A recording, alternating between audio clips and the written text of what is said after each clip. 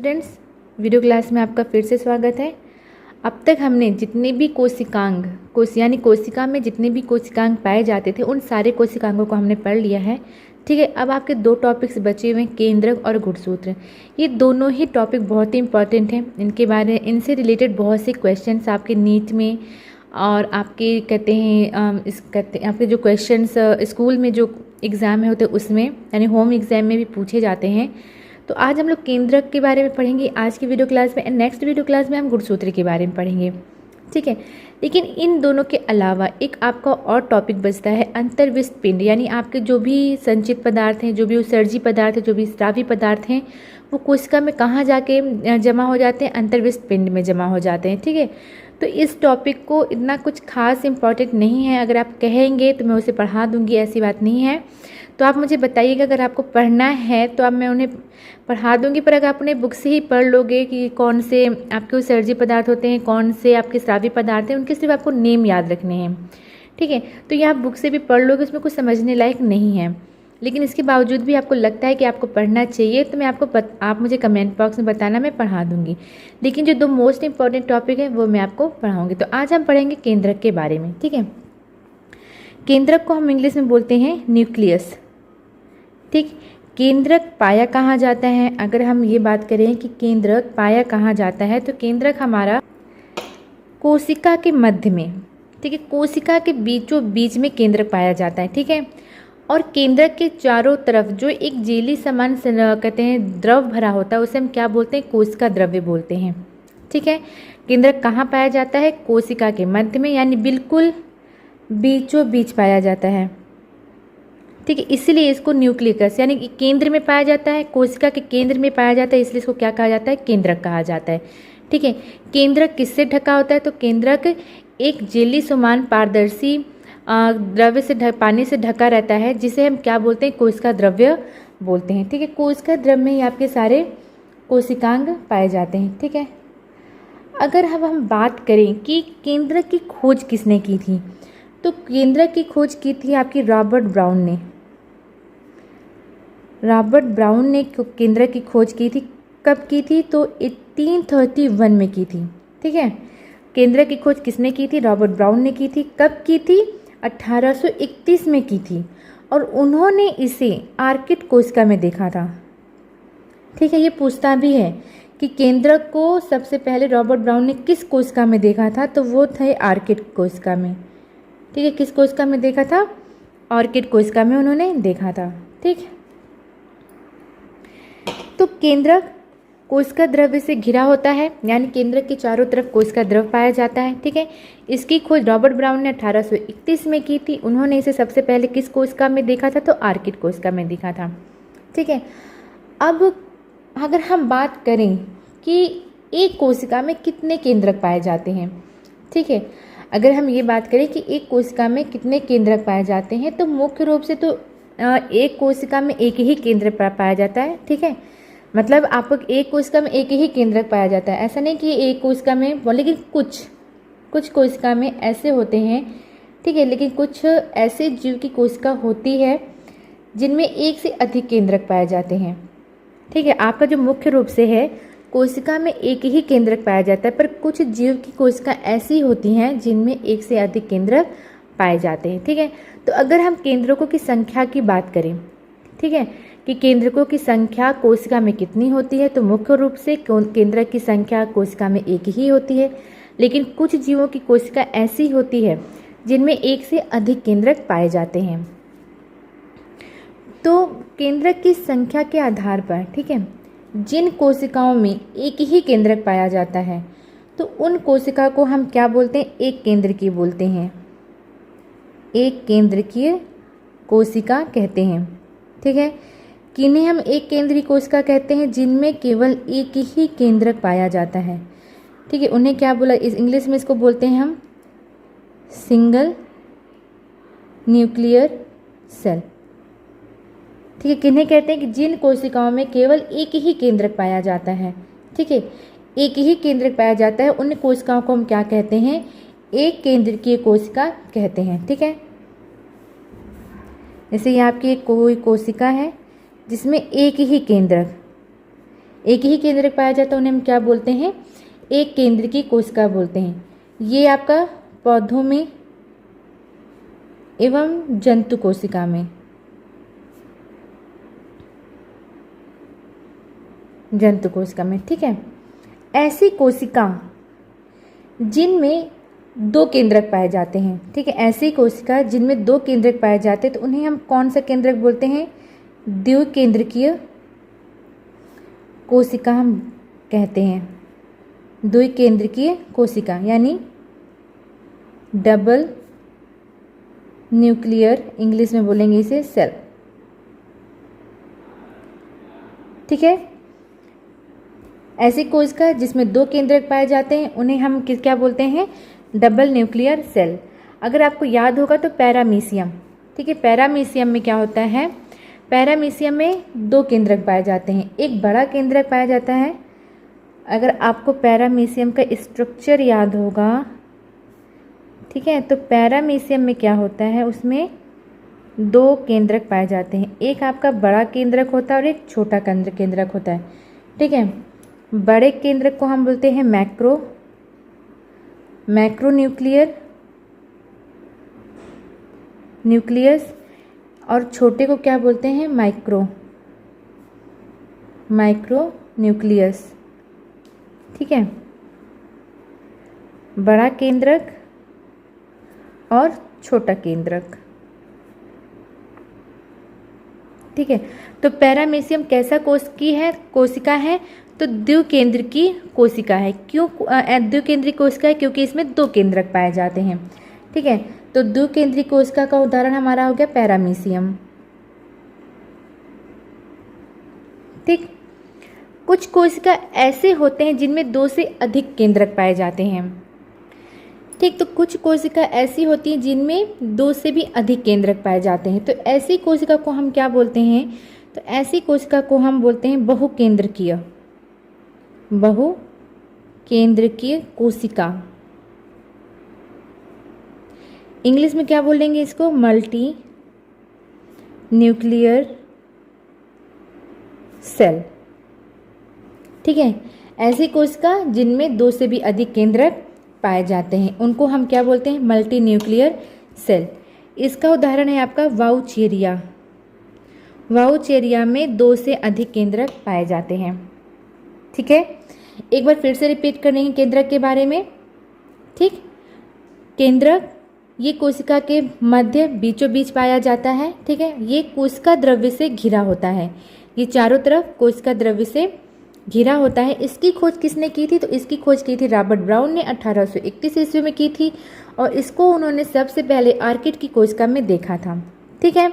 केंद्रक की बात करें कि केंद्रक की संख्या के आधार पर कि कौन सी कोशिका में कितने केंद्रक पाए जाते हैं, तो इनकी संख्या के आधार पर जिन कोशिकाओं में एक केंद्रक पाया जाता है उन्हें हम एक केंद्र की कोशिका कहते हैं। जिन कोशिका में दो केंद्रक पाया जाता है उन्हें हम दो केंद्र की कोशिका कहते हैं, और जिनमें दो से अधिक केंद्रक पाए जाते हैं उन्हें हम बहुकेंद्रकीय कोशिका बोलते हैं, ठीक है। यहाँ तक क्लियर है आपको, एकदम से कोई डाउट नहीं, तो आगे बढ़ते हैं, ठीक है।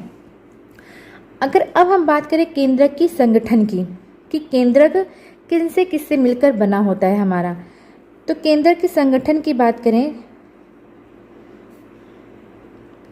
केंद्रक का संगठन, ठीक है। तो इसमें ये किससे मिलकर बना होता है, तो ये प्रोटीन से, डीएनए से, आरएनए से, और आपका फास्फोलिपिड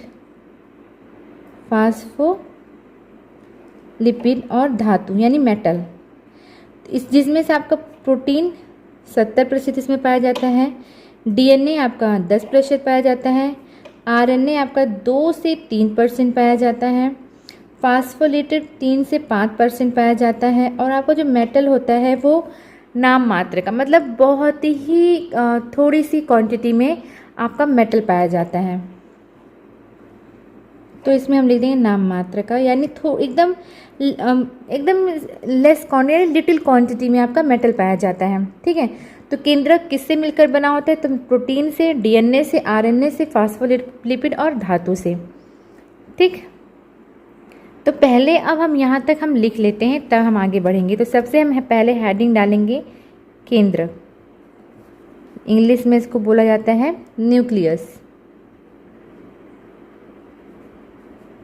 ठीक है, जिसमें हम लिखेंगे, तो लिखेंगे केंद्रक की खोज सबसे पहले रॉबर्ट ब्राउन ने सन 1831 में की थी। उन्होंने केंद्रक को सबसे पहले ऑर्किड की कोशिका में देखा था। केंद्रक कोशिका के मध्य में स्थित होता है और ये कोशिका द्रव्य से घिरा होता है। ठीक है, अगली हेडिंग हम डालेंगे केंद्रक की संख्या। केंद्रक की संख्या, ठीक है, नंबर्स ऑफ केंद्रक, नंबर्स ऑफ न्यूक्लियस, मैं भी ना, नंबर ऑफ न्यूक्लियस। तो इसमें हम लिखेंगे कि केंद्रकों की संख्या के आधार पर कोशिका निम्न प्रकार की होती हैं। ठीक है, सबसे पहला हमारा एक केंद्र की कोशिका, एक केंद्रकीय कोशिका, इंग्लिश में क्या बोलेंगे इसे हम, सिंगल न्यूक्लियर सेल। ठीक है, इसमें लिखेंगे ऐसी कोशिका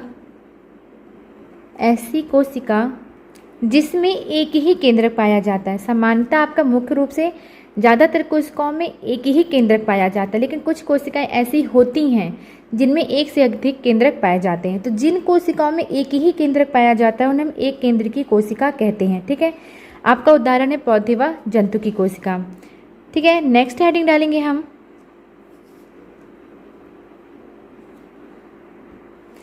द्वि केंद्र की कोशिका। द्वि केंद्र की कोशिका यानी डबल न्यूक्लियर सेल।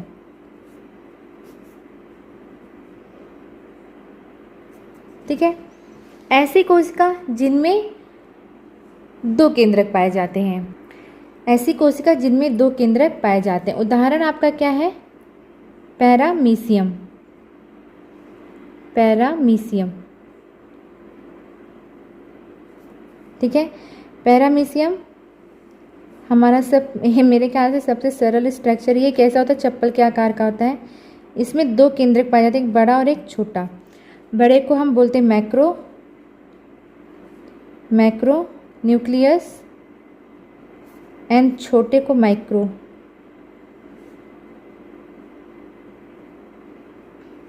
ठीक है, बड़ा एंड छोटा केंद्रक।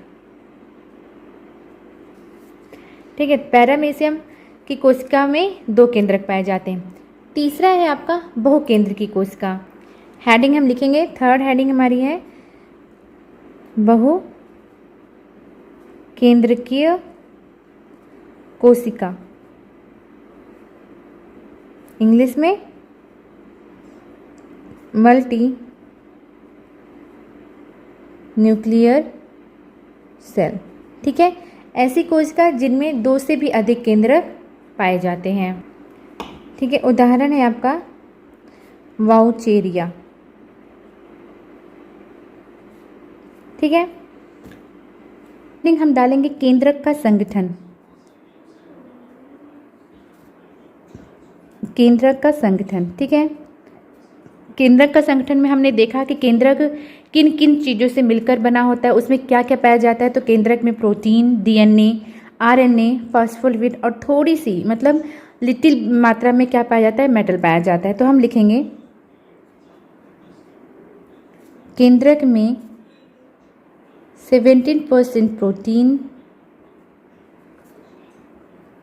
10% डीएनए, 2 से 3% आरएनए, 3 से 5% फास्फोलिपिड और थोड़ी मात्रा में धातु,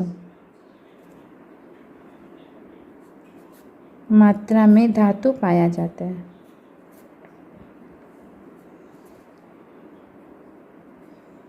ठीक है, तो ये आपका केंद्रक का संगठन था कि केंद्रक में क्या क्या चीज़ पाया जाता है। तो केंद्रक में इतनी चीज़ें पाई जाती हैं। ठीक है, अब नेक्स्ट हेडिंग हमको जो पढ़नी है वो है केंद्रक की संरचना। ठीक है, केंद्रक की संरचना कैसी होती है, केंद्रक के अंदर क्या क्या चीज़ पाया जाता है ये तो हमने देख लिया, पर उसकी संरचना कैसी होती है। ठीक है, तो केंद्रक की जो संरचना होती है उसमें दो चीज़ें इंपॉर्टेंट होती हैं। एक होता है केंद्रक कला। केंद्रक कला, केंद्रक कला इंग्लिश में क्या कहेंगे, nuclear membrane, nuclear membrane. And second है केंद्रक द्रव्य, केंद्रक द्रव्य यानी nucleoplasm.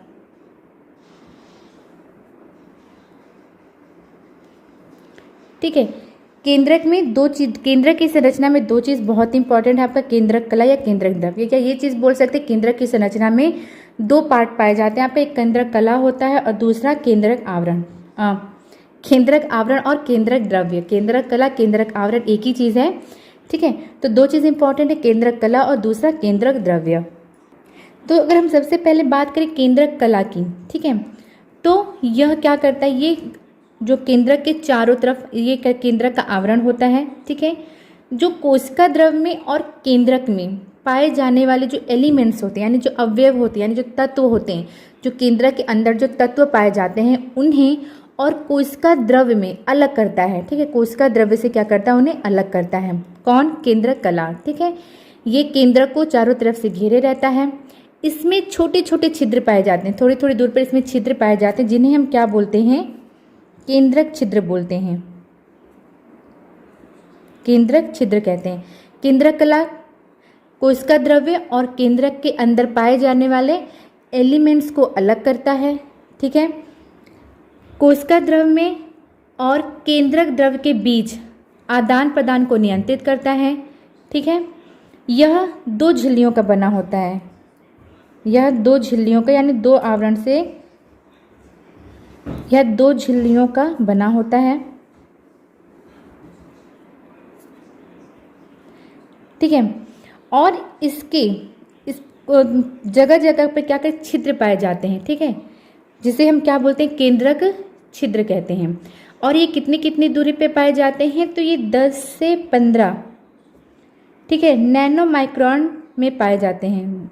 Diameter, nano micron in diameter, ये इतनी दूरी पर ये छिद्र पाए जाते हैं। ठीक है, ठीक है, 10 से 15 नैनो माइक्रोन, लेकिन ये किस में है, ये डायमीटर में है। किस में है, ये डायमीटर में,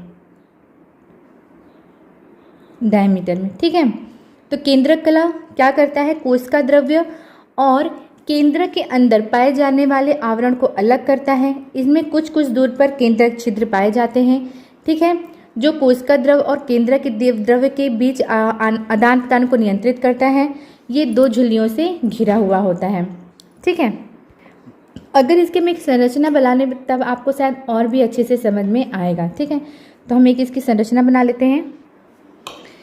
ठीक है, ये इस प्रकार कुछ कुछ दूरी पर इसमें केंद्रक छिद्र पाए जाते हैं और ये मैंने अभी बताया ये दोहरी झिल्ली से घिरा होता है। ठीक है, इस प्रकार कुछ, ये किसका हम संरचना देख रहे हैं, केंद्रक का। ये क्या हम बना रहे हैं, केंद्रक का आवरण। ठीक है, कोशिका के मध्य में केंद्रक पाया जाता है और इसके चारों तरफ क्या भरा होता है, कोशिका द्रव्य भरा होता है। ये हमारा क्या है, ये केंद्रक छिद्र है। ठीक है, ये इसकी बाह्य झिल्ली है, बाह्य झिल्ली। ठीक है, ये इसकी अंतः झिल्ली है, अंतः झिल्ली। ये केंद्रक छिद्र है, केंद्रक छिद्र। ठीक है, अंतः झिल्ली और बाह्य झिल्ली के बीच जो ये स्पेस है, इस जगह को, इसको बोला जाता है परिकेंद्रकीय अंतराल। क्या बोला जाता है इसको? परिकेंद्रकीय अंतराल। ठीक है, इंग्लिश में इसको बोलते हैं perinuclear space. Nuclear space. ठीक है, मध्य में इसके क्या पाया जाता है? मध्य में इसके केंद्रिका पाया जाता है। केंद्रक के अंदर मध्य में क्या पाया जाता है? केंद्रिका पाया जाता है। ठीक है, और इसके अंदर क्या होता है? और इसके अंदर चारों तरफ इस प्रकार जाल के समान की संरचना पाई जाती है। ठीक है, इस प्रकार से संरचना पाई जाती है इसके अंदर जाल के समान की। इसको बोला जाता है क्रोमेटिन पदार्थ। क्रोमेटिन पदार्थ। ठीक, अंदर वाली जो झिल्ली होती है, अंदर वाली जो झिल्ली होती है वो क्रोमेटिन पदार्थ के संपर्क में होती है, और जो बाह्य झिल्ली होती है वो अंतःप्रदव्य जालिका से। ठीक है, क्योंकि हमने पढ़ा है कि अंतःप्रदव्य जालिका केंद्रक से एक सटी हुई संरचना, केंद्रक से जुड़ी हुई संरचना होती है। तो जो इसकी बाह्य झिल्ली होती है वो अंतःप्रदव्य जालिका से जुड़ी रहती है, और अंतः झिल्ली क्रोमेटिन, आपका जो क्रोमेटिन पदार्थ है उसके संपर्क में रहता है। ठीक है, ठीक, तो यहाँ पर केंद्रक छिद्र का क्या काम है, या इसकी क्या हेल्प होती है, क्या करता है? तो ये केंद्रक छिद्र होता है कि कोई भी पदार्थ कोशिका द्रव्य से केंद्रक में आ जा सके और केंद्रक से कोई भी पदार्थ बाहर जा सके। ठीक है, उसमें क्या करता है? ये हेल्प करता है। कौन हेल्प करता है? केंद्रक छिद्र। ठीक है, केंद्रक छिद्र के द्वारा ही पदार्थों का आर पार गमन होता है। ठीक है, केंद्रक छिद्र के द्वारा ही केंद्रक के अंदर का पदार्थ और कहते हैं केंद्रक कोशिका द्रव्य से केंद्रक के अंदर का पदार्थ कोशिका द्रव्य में, और कोशिका द्रव्य से केंद्र के अंदर केंद्रक छिद्र द्वारा ही पदार्थों का आर पार या आवागमन होता है। किसके द्वारा? केंद्रक छिद्र के द्वारा होता है। ठीक है, तो केंद्रक कला में दो आवरण होते हैं यहाँ पे, एक बाह्य झिल्ली और अंतः झिल्ली। दोनों झिल्ली के जो बीच का जो स्पेस होता है उसे हम लोग क्या बोलते हैं? परिकेंद्रकीय अंतराल बोलते हैं। ठीक है, केंद्रक कला में यानी इसका जो केंद्रक आवरण होता है उसमें केंद्रक छिद्र पाए जाते हैं, जगह जगह पर केंद्रक छिद्र पाए जाते हैं। ये क्या करते हैं? केंद्रक छिद्र का क्या करते हैं? पदार्थों का कोशिका में और केंद्रक के में आर पार गमन होता है। केंद्रक छिद्र द्वारा ही कोशिका द्रव्य से और केंद्रक के बीच पदार्थों का आवागमन होता है। ठीक है, ये आपका केंद्रक की संरचना है, आप इसको बना लीजिएगा। ठीक है, ये आपका जो जाल जैसे संरचना बनाई है ये क्रोमेटिन पदार्थ है। बीच में इसके केंद्रिका पाया जाता है। यहाँ पे लिख दो, ये आपका केंद्रिका है।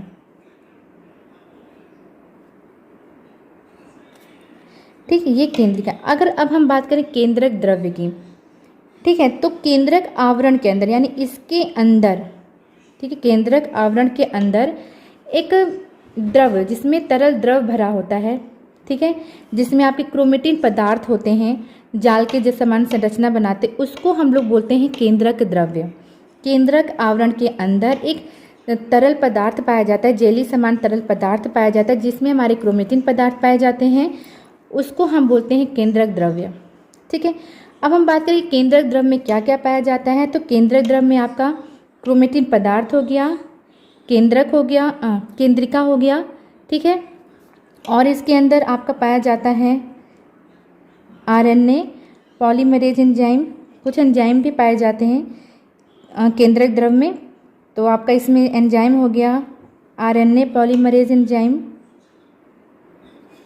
और आपका डीएनए पॉलीमरेज एंजाइम।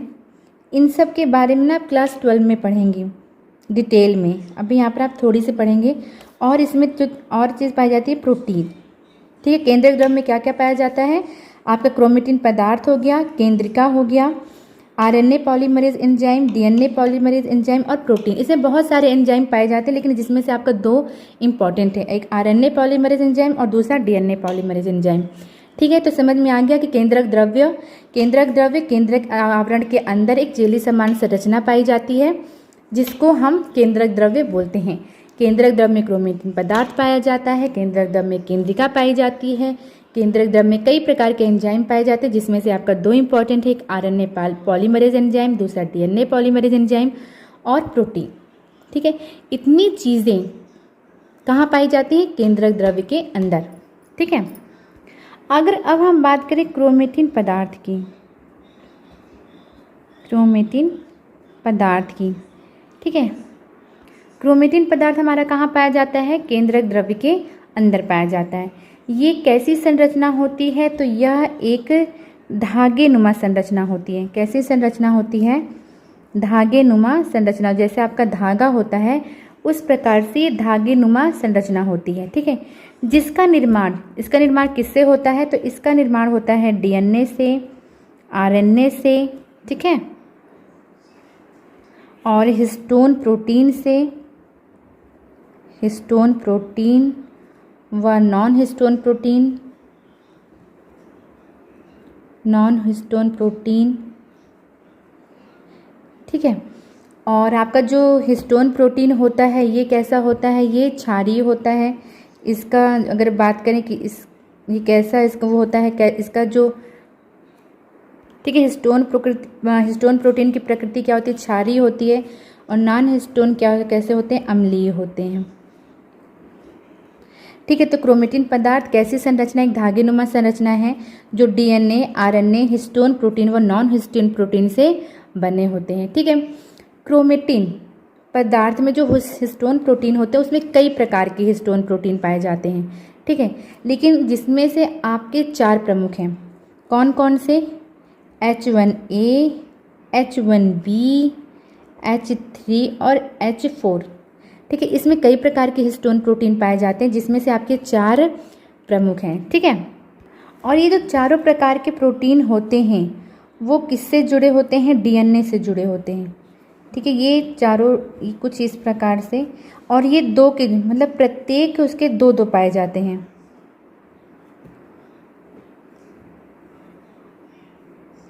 ठीक है, आपका ये H1A है, H1B, इसी के पीछे आपका हो गया H1A, H1B और आपका H3H4 और इसी के पीछे H3H4। ठीक है, ये 4 प्रकार के जो हिस्टोन होते हैं प्रत्येक के 2 पाए जाते हैं, 2 अणु पाए जाते हैं, प्रत्येक के 2 अणु पाए जाते हैं, यानी 4 और 4 दूनी 8। ठीक है, ये 8 हिस्टोन प्रोटीन, ठीक है, डीएनए में अगर हम कहते हैं,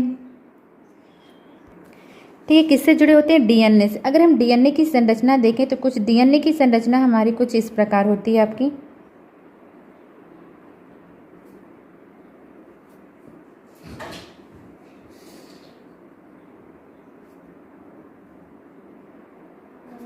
ठीक है, तो 4 प्रकार के जो हिस्टोन प्रोटीन और इसके ऐसे संरचना होती है। ठीक है, डीएनए की संरचना ऐसी होती है। और ये जो 8 प्रकार के आपके 4 प्रकार के जो हिस्टोन प्रोटीन प्रत्येक के कितने कितने अणु हैं? 2 अणु। ठीक है, तो ये कुछ इस प्रकार से आपका हिस्टोन प्रोटीन लपटा होता है। ठीक है, जैसे आप अगर एक बॉल लें और उसको बॉल को धागे से लपेट दें, है ना, उसी प्रकार से ये 4 प्रकार के हिस्टोन प्रोटीन डीएनए से लपेटे होते हैं। ठीक है, अब डीएनए, मैं बात तो डीएनए की करी, पर डीएनए कहाँ पाया जाता है? तो डीएनए हमारा गुणसूत्र में पाया जाता है। ठीक है, गुणसूत्र का निर्माण कैसे होता है? तो गुणसूत्र का निर्माण इसी क्रोमेटिन पदार्थ से होता है। ठीक है, जब कोशिका विभाजन के समय ये जो क्रोमेटिन पदार्थ है वो संघनित हो जाता है। ठीक है, वो क्या हो जाता है? संघनित हो जाता है और गुणसूत्र का निर्माण करता है। ठीक, गुणसूत्र इस प्रकार संघनित होकर छोटे और मोटे, ये छोटे और मोटे होकर क्या करते हैं? गुणसूत्र का निर्माण करते हैं कुछ इस प्रकार। कौन करता है? क्रोमेटिन पदार्थ। किसके समय? कोशिका विभाजन के समय ये संघनित होकर मोटे और छोटे गुणसूत्र का निर्माण करते हैं। ठीक है, इस प्रकार। उससे तो आपने देखा है गुणसूत्र की संरचना किस प्रकार होती है? इस प्रकार होती है। आपकी बुक्स वगैरह में गुणसूत्र की जो इमेज दिया हुआ है कुछ इस प्रकार दिया हुआ है। ठीक है, लेकिन मेन जो इसका गुणसूत्र का है वो इस प्रकार, धागे क्या होते हैं? संघनित होकर इस प्रकार गुणसूत्र का निर्माण करते हैं। इसके अंदर क्या पाया जाता है? डीएनए। ठीक है, जब हम डीएनए को ओपन करेंगे तो उसकी संरचना कुछ इस प्रकार होती है। वो चार प्रकार के हिस्टोन प्रोटीन से लपटा होता है। जैसे आपका कहते हैं एक बॉल कर आपने ले रखा और उसको धागे से लपेट दें, उसी प्रकार से डीएनए भी हिस्टोन प्रोटीन से लपेटा होता है। इस संरचना को हम क्या बोलते हैं? इस संरचना को हम बोलते हैं न्यूक्लियोसोम। इस संरचना को क्या बोला जाता है? न्यूक्लियोसोम। किन संरचना को? ठीक है, जो हिस्टोन प्रोटीन से जो डीएनए लपटा होता है चार प्रकार के, जिसमें से चार प्रकार के हिस्टोन प्रोटीन के 8 और प्रत्येक के 2-2 अणु यानी 8 हिस्टोन प्रोटीन हो गया। 8 हिस्टोन प्रोटीन से जो डीएनए लपटा होता है उस संरचना को क्या बोलते हैं? हम न्यूक्लियोसोम बोलते हैं। ठीक है। और अगर हम बात करें कि यदि हम क्रोमेटिन पदार्थ को, ठीक है, क्रोमेटिन पदार्थ को क्या करते हैं? रंगते हैं, यानी उसे स्टेन करते हैं। ठीक है, तो जो क्रोमेटिन पदार्थ हल्के रंग के हो जाते हैं, ठीक है, जब हम किसी क्रोमेटिन पदार्थ को स्टेन करते हैं मतलब उसे रंगते हैं, तो एक क्रोमेटिन क्या हो जाता है? हल्के रंग में रंग जाता है। ठीक है, और दूसरा जो क्रोमेटिन पदार्थ होता है वो गहरा रंग ले लेता है। स्टेन करने पर कुछ क्रोमेटिन पदार्थ हल्के रंग में रंग जाते हैं और कुछ गहरे रंग के हो जाते हैं। ठीक है, तो जो हल्का रंग का होता है वो क्या होता है? सक्रिय होता है। सक्रिय क्रोमेटिन पदार्थ होते हैं और जो गहरे रंग के हो जाते हैं वो असक्रिय क्रोमेटिन पदार्थ होते हैं। ठीक है, सक्रिय क्रोमेटिन पदार्थ आनुवंशिक रूप से क्या होते हैं? सक्रिय होते हैं। यानी यही कहते हैं जो कहते हैं आपका जो क्रोमेटिन पदार्थ जो सक्रिय होते हैं वही आनुवंशिक लक्षणों को एक पीढ़ी से दूसरी पीढ़ी में ले जाते हैं। तो हल्के रंग क्या होते हैं? आनुवंशिक रूप से क्या होते हैं? सक्रिय होते हैं। आनुवंशिक रूप से सक्रिय होते हैं। जो गहरे रंग के क्रोमेटिन पदार्थ हैं वो क्या होते हैं? असक्रिय होते हैं। ठीक है, हल्के रंग के जो कहते हैं क्रोमेटिन पदार्थ हल्के रंग में रंग जाते हैं उन्हें हम क्या बोलते हैं? यूक्रोमेटिन कहते हैं। यूक्रोमेटिन कहते हैं। ठीक है, और जो गहरे रंग के हो जाते हैं उन्हें क्या कहते हैं? हेट्रोक्रोमेटिन कहते हैं। ठीक है, समझ में आ गया कि हेट्रोक्रोमेटिन किसे कहते हैं? जब हम क्रोमेटिन पदार्थ को स्टेन करते हैं यानी उसको रंगते हैं, ठीक है, तो जो हल्के रंग में क्रोमेटिन पदार्थ रंग जाते हैं और उन्हें क्या बोलते हैं? यूक्रोमेटिन बोलते हैं, जो आनुवंशिक रूप से सक्रिय होते हैं। और जो गहरे रंग में हो जाते हैं उन्हें हम हेट्रोक्रोमेटिन कहते हैं, जो आनुवंशिक रूप से क्या होते हैं? असक्रिय होते हैं। ठीक है, क्रोमेटिन पदार्थ ही कोशिका का विभाजन के समय संघनित होकर, ठीक है, संघनित होकर छोटे और मोटे होकर एक संरचना बनाते हैं जिसे हम क्या बोलते हैं? गुणसूत्र कहते हैं। इस संरचना को क्या कहते हैं? गुणसूत्र कहते हैं। ठीक है, तो क्रोमेटिन पदार्थ ही कोशिका विभाजन के समय क्या करता है? गुणसूत्र का निर्माण करता है। ठीक है, गुणसूत्र में आपके डीएनए पाए जाते हैं। जो डीएनए होता है वो 4 प्रकार के हिस्टोन प्रोटीन से, ठीक है, बंधा होता है। प्रत्येक के 2 अणु होते हैं। इस संरचना को जो बॉल जैसी संरचना बनती है जिसमें डीएनए आपका लपेटा होता है, उस संरचना को क्या हम बोलते हैं? न्यूक्लियोसोम बोलते हैं। ठीक है, और इसी प्रकार ये नहीं कि एक ही संरचना, इसी प्रकार कुछ दूर पे जाकर फिर 4 प्रकार के हिस्टोप्रोटीन इस प्रकार जुड़कर, ठीक है, फिर ऐसे बॉल से डीएनए लपेटा होता है। तो इसको हम इसी प्रकार ये संरचना चलती जाती, खत्म नहीं होती। फिर कुछ दूर पर फिर 4 प्रकार के हिस्टोन प्रोटीन डीएनए से फिर कुछ दूर पर, यानी एक मोतियों की माला की तरह होते हैं। ठीक है, तो 2 न्यूक्लियोसोम के जो बीच के डीएनए होता है उसको लिंकर डीएनए कहते हैं। क्या बोला जाता है? लिंकर डीएनए कहते हैं। ठीक है, इसमें एक प्रोटीन पाया जाता है जिसको कौन सा प्रोटीन बोला जाता है? H4 हिस्टोन बोला जाता है। H4 हिस्टोन कहते हैं। इसमें लिंकर डीएनए में प्रोटीन पाया जाता है जिसे H4 हिस्टोन प्रोटीन कहते हैं। ठीक है, तो क्रोमेटिन पदार्थ के बारे में समझ में आ गया। एक बार फिर से रिपीट करते हैं पूरा। आपका क्रोमेटिन पदार्थ है, ठीक है, तो क्रोमेटिन पदार्थ एक धागेनुमा संरचना होती है जो डीएनए, आरएनए, हिस्टोन प्रोटीन व नॉन हिस्टोन प्रोटीन से बना होता है। इसमें कई प्रकार के हिस्टोन प्रोटीन पाए जाते हैं जिसमें से आपके 4 हिस्टोन प्रोटीन ज़्यादा ही इंपॉर्टेंट होते हैं। वो है आपका H1A, H1B, H3 और H4। ठीक है, ये चारों प्रकार के जो हिस्टोन प्रोटीन होते हैं वो डीएनए से लपेटे होते हैं। प्रत्येक के 2 अणु होते तो यानी 4 के प्रत्येक के 2 अणु तो कितने हो गए 8। तो 8 प्रकार का जो 8 का हिस्टोन प्रोटीन है उसमें डीएनए एक बॉल की तरह लपेटा होता है। यही संरचना थोड़ी थोड़ी दूर पे रिपीट होती रहती है। ठीक है, तो ये जो बॉल जैसी संरचना होती है जिसमें डीएनए लपेटा होता है उस संरचना को हम बोलते हैं न्यूक्लियोसोम। ठीक है, 2 न्यूक्लियोसोम के बीच के डीएनए को हम बोलते हैं लिंकर डीएनए।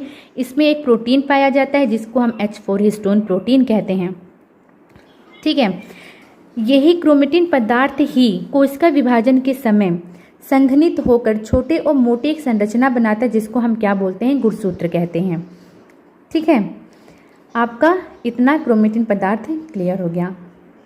ठीक, मेरे ख्याल से कोई डाउट नहीं होना चाहिए, एकदम मैंने क्लियरली बताया है। अगर उसके बावजूद भी अगर आपको कोई डाउट है तो आप मुझे कमेंट बॉक्स में पूछ लीजिएगा।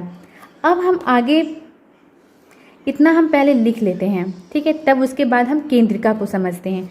तो हम हेडिंग डालेंगे केंद्रक की संरचना।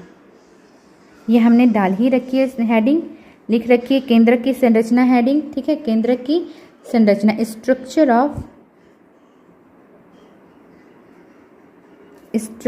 Of nucleus.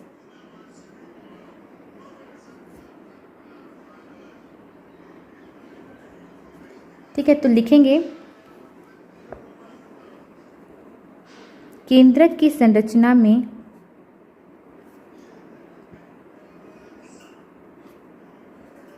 दो प्रमुख भाग होते हैं।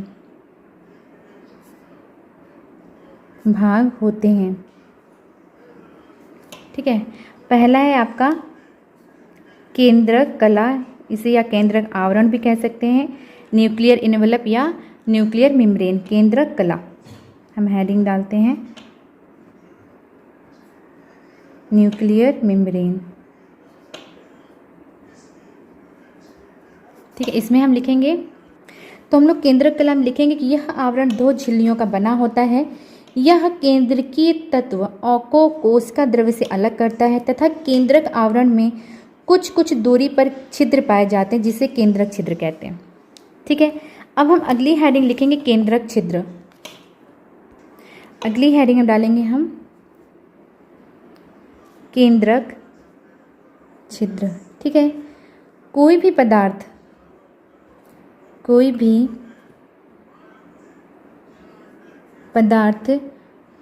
कोशिका द्रव्य से केंद्रक में आ जा सके और केंद्रक से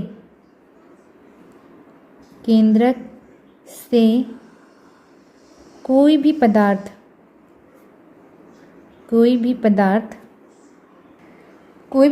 बाहर आ सके, इसमें सहायता करता है। कौन सहायता करता है? केंद्रक छिद्र, अर्थात केंद्रक छिद्र के द्वारा ही पदार्थों का आर पार गमन होता है। ठीक है, अब हमारी जो सेकेंड हेडिंग थी क्या थे? केंद्रक द्रव्य न्यूक्लियोप्लाज्म।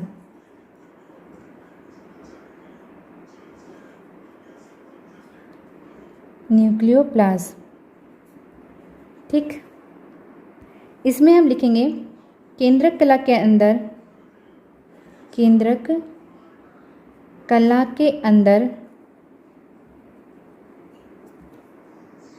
तो केंद्रक कला में हम लिखेंगे केंद्रक कला के अंदर एक पारदर्शी अर्ध तरल मैट्रिक्स यानी आधार द्रव्य होता है, जिसे क्या कहते हैं? हम केंद्रक द्रव्य कहते हैं या केंद्रक रस कहते हैं या कैरियोलिम्फ कहते हैं। ठीक है, इसमें क्या क्या पाया जाता है? तो इसमें आपका क्रोमेटिन पदार्थ हो गया, केंद्रिका हो गया, आरएनए पॉलीमरेज एंजाइम हो गया, डीएनए पॉलीमरेज एंजाइम हो गया और आपका प्रोटीन हो गया। ये दोनों एंजाइम किस टाइम काम देते हैं? आपके कोशिका विभाजन के समय में आप हेल्प करते हैं। ठीक है, अब हम इसमें सबसे पहले क्या पढ़ेंगे? क्रोमेटिन पदार्थ। आपका क्रोमेटिन पदार्थ क्या है? ठीक है, तो क्रोमेटिन पदार्थ हमने समझ लिया। यहाँ पर लिखेंगे यह एक कैसी संरचना होती है? तो यह एक धागे नुमा संरचना होती है। धागेनुमा संरचना होती है, ठीक है, जिसका निर्माण किससे होता है? डीएनए, आरएनए, हिस्टोन प्रोटीन व नॉन हिस्टोन प्रोटीन से होता है, ठीक है। इसकी उत्पत्ति किससे हुई है? तो इसकी उत्पत्ति क्रोमेटिन शब्द से हुई है, ठीक है। हमारे जो आपके हिस्टोन प्रोटीन होते हैं उसमें कई प्रकार के हिस्टोन प्रोटीन पाए जाते हैं, पर जिसमें से आपके 4 क्या है ज़्यादा इंपॉर्टेंट है, जैसे आपका H1A, H1B, H3 और H4, ठीक है। क्रोमेटिन पदार्थ को बेसिक फंस्चिन नामक क्षारीय रंजक से स्टेन करने पर, यानी अभिरंजित करने पर, यानी इसे कलर करने पर, ठीक है, जो क्रोमेटिन हल्के कलर के हो जाते हैं, रंगने के बाद जो हल्के रंग के हो जाते हैं उन्हें हम यू क्रोमेटिन कहते हैं। ये क्या होते हैं? ये आनुवंशिक रूप से सक्रिय होते हैं। और जो गहरे रंग के हो जाते हैं उन्हें हेट्रोक्रोमेटिन कहते हैं, जो क्या होते हैं? असक्रिय होते हैं, ठीक है। क्रोमेटिन पदार्थ कोशिका विभाजन के समय संघनित होकर छोटे और मोटे एक रिबन नुमा संरचना बनाते हैं, जिसे हम क्या बोलते हैं? गुणसूत्र कहते हैं, ठीक है। तो ये हमारा था क्रोमेटिन पदार्थ। अब हम अगली हेडिंग डालेंगे केंद्रिका।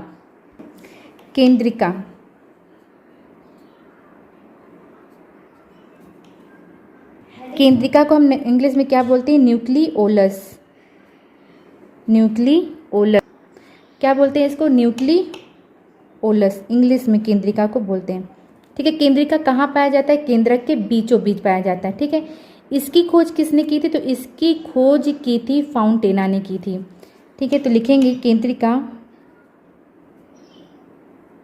केंद्रिका, इसमें आपको ज़्यादा नहीं समझना है केंद्रिका के बारे में। केंद्रिका केंद्रक के बीचों बीच, यानी मध्य में, बीचों बीच पाई जाती है। इसकी खोज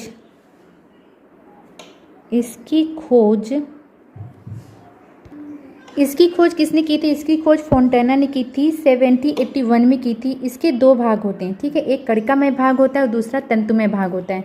जो कणिकामय भाग होता है उसे हम पार्स ग्रैंथुलोसा कहते हैं, जो तंतुमय भाग होता है उसे हम पार्स फाइब्रिनोसा कहते हैं, ठीक है। इसके अंदर जो आधार द्रव्य, यानी जिसके अंदर जो मैट्रिक्स भरा होता है उसे हम पार्स एमार्पा कहते हैं, ठीक है।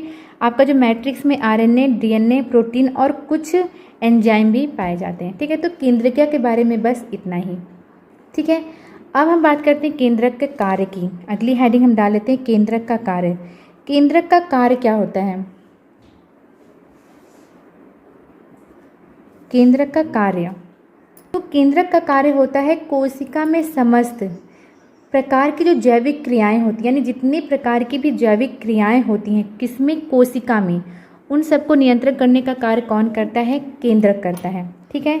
तो सबसे पहला कार्य इसका यही हो गया, कोशिका में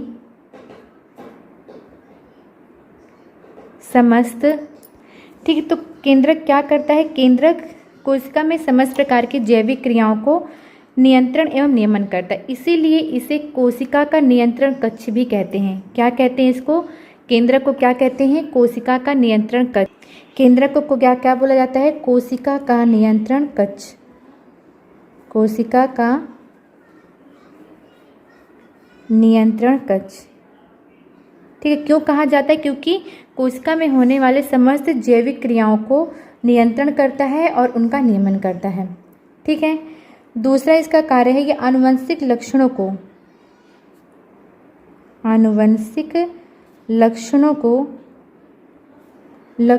के स्थानांतरण के लिए उत्तरदायी होता है। स्थानांतरण के लिए उत्तरदायी होता